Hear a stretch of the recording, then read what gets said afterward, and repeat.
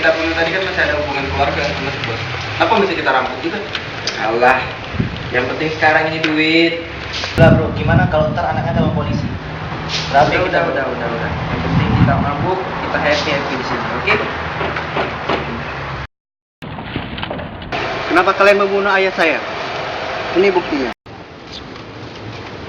Dit, sekarang ini yang lu cari itu apa?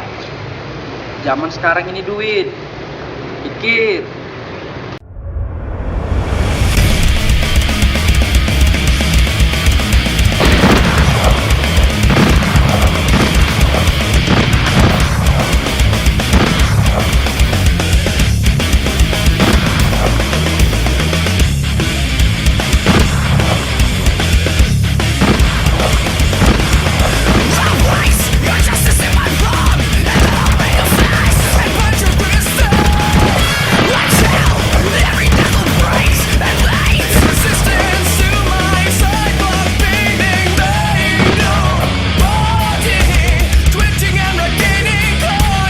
Tali persaudaraan sudah menjadi angin.